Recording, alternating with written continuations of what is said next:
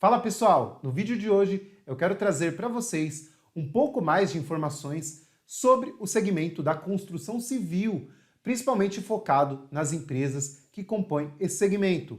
Para quem não sabe, esse segmento é um dos maiores em quantidade de empresas na nossa bolsa, sendo assim um segmento muito importante para o nosso mercado. E além de ser um segmento muito importante para o mercado, esse segmento vem chamando a atenção de muitos investidores da bolsa, principalmente devido à valorização que as ações desse segmento obtiveram no ano passado. Para vocês terem uma ideia, o índice amplo desse segmento, chamado de IMOB, apresentou uma valorização apenas no ano de 2019 superior a 70%. Então, pessoal, dentro da construção civil, em nosso mercado, nós temos aí quase 20 empresas listadas na bolsa, principalmente formado aí por small caps, e muitas pessoas se perguntam quais são as melhores empresas de segmento, quais são as melhores empresas para se investir. Eu resolvi trazer nesse vídeo a minha opinião sobre as 3 melhores empresas desse segmento. Claro, lembrando a vocês que esse vídeo não é uma recomendação de compra,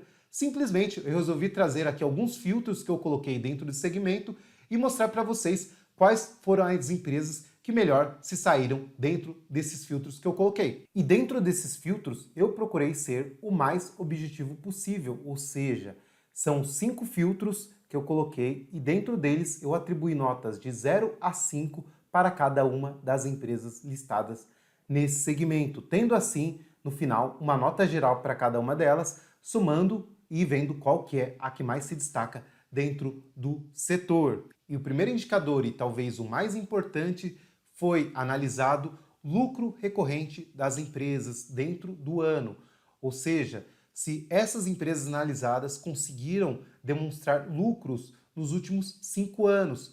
Todos vocês sabem que o Brasil passou por um período muito difícil e isso impactou diretamente as empresas em nosso mercado. Então, se uma empresa conseguiu durante os últimos 5 anos apresentar lucros no final do exercício, significa que essa empresa tem um grau de resiliência muito grande. E o segundo item analisado foi capacidade de geração de receitas nos últimos 5 trimestres. Ou seja, basicamente aqui eu analisei se cada uma dessas empresas conseguiu ou não aumentar as suas receitas trimestre após trimestre nos últimos 5 trimestres. Já no terceiro item, eu analisei o endividamento dessas empresas perante ao patrimônio líquido delas, ou seja, basicamente aqui a tentativa é descobrir o quão alavancada essas empresas estão. Lógico, quanto mais alavancada a empresa estiver, maior o risco de insolvência dela, então mais prejudicada a nota dela foi na minha avaliação. E nos 2 últimos itens, foram itens bem pessoais que eu costumo utilizar e que eu vejo que poucas pessoas utilizam no mercado. No quarto item, eu analisei a força da tendência. E por que que isso é tão importante? Basicamente, a gente descobre o quão interessado o mercado está naquela ação, ou seja, basicamente aqui a lei da oferta e demanda. A gente tem a premissa de quanto mais uma empresa subiu nos últimos 6 meses, mais o mercado está interessado em comprar ações daquela empresa.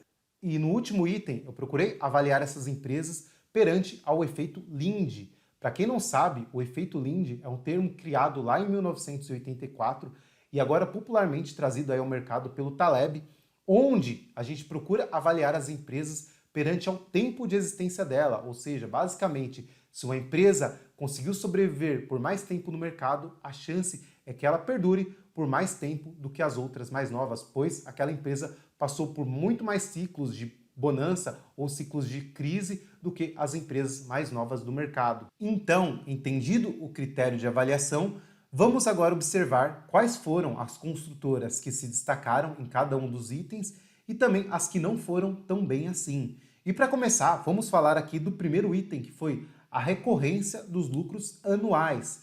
Dentro desse item, nós tivemos como grandes vitoriosas as construtoras EZTEC, MRV e Trisul, todas elas com registro de 5 anos seguidos de lucro em seus balanços. Já na outra ponta, tivemos aí construtoras que não conseguiram registrar nem um ano sequer de lucro, que foram o caso da Viver, Rossi Residencial, João Fortes Engenharia e CR2. Indo para o segundo item, a construtora que conseguiu apresentar melhor recorrência de melhoria nos resultados de receita trimestral dos últimos 5 trimestres foi a EZTEC, com 5 trimestres seguidos de melhora no resultado das receitas. E por outro lado, a construtora com pior desempenho nesse segmento foi a Viver, com apenas um trimestre em melhoria da receita. Fato é que essa construtora ainda apresentou 2 trimestres com receita negativa, o que fez ela tomar o último lugar da nossa lista. E qual será que foi a construtora com o menor endividamento dessa lista?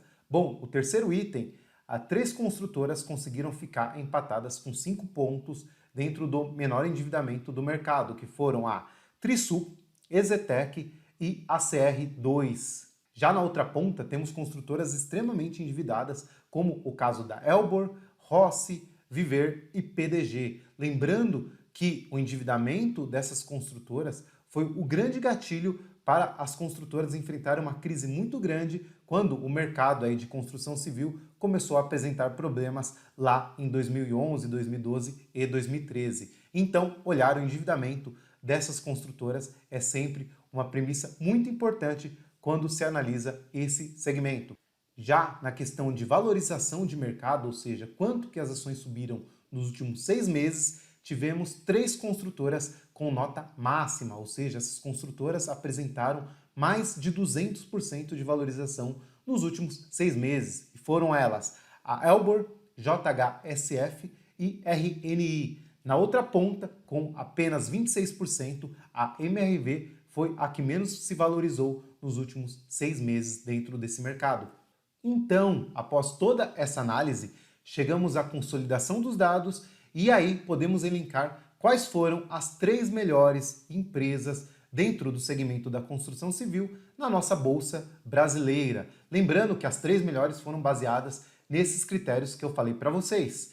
E em terceiro lugar e segundo lugar, praticamente empatadas, tivemos a Trisul e a JHSF. Lembrando que, principalmente, a JHSF é um pouco diferente aí das construtoras mais tradicionais do mercado, pois, além da questão da construção e incorporação, a JHSF também pratica a administração de imóveis, ou seja, ela explora comercialmente alguns dos imóveis que ela produz, tendo assim uma receita recorrente, e o foco principal dessa empresa é na alta renda. Já no segundo lugar tivemos a Trisul, uma construtora nova, construtora aí fundada em 2007, praticamente uma das mais novas do mercado, que conseguiu pontuar em todos os itens. Na verdade, se não tivéssemos usado o efeito Linde, que é considerar as construtoras mais antigas, dar pontos para elas por causa disso, a Trisul estaria brigando provavelmente aí no primeiro lugar. Essa construtora conseguiu demonstrar excelentes resultados tanto na consistência dos lucros, da geração de receita, do crescimento operacional e também no endividamento baixo. A Trisul opera praticamente em São Paulo, focada na região mais nobre de São Paulo e explora os segmentos de média e alta renda. E no primeiro lugar tivemos a EZTEC. Sim, com folga das demais, a EZTEC conseguiu pontuar bem em todos os itens analisados, principalmente nos itens financeiros. Então, é uma empresa totalmente sólida no mercado, com muito tempo de existência, uma administração familiar, porém muito bem gerida. A EZTEC foca também em São Paulo, mas diferente da Trisul, ela tem uma abrangência um pouco maior, focando, além da região mais nobre de São Paulo, outras regiões que estão em desenvolvimento. Então é uma construtora aí com um banco de terrenos muito grande, o que mostra aí que todo esse vigor dela tem muito ainda para frente, para poder desempenhar melhor ainda no mercado. O banco de terrenos, para vocês terem uma ideia, é 3 vezes maior do que o da Trisul, que foi a segunda colocada. Fato é que o mercado não é bobo nem nada, né? Se nós notarmos aí, as ações da EZTEC subiram quase 200% nos últimos 6 meses, batendo aí nos 170%. Fato que o mercado precifica já essa qualidade e esse poder de expansão que essa construtora tem, principalmente no mercado como esse, no mercado de juros baixos, que acaba incentivando esse tipo de empreendimento. A construção de imóveis acaba sendo diretamente relacionada ao poder aquisitivo das pessoas e também o poder de tomada de empréstimo das famílias. Então, quanto menor os juros, a taxa Selic, maior é o poder de venda que essas construtoras têm. Então, galera, por hoje é só. Espero que vocês tenham gostado. Se gostaram, compartilhe com seus amigos, deem um like, isso ajuda muito o canal a continuar crescendo e nos vemos no próximo vídeo. Até mais!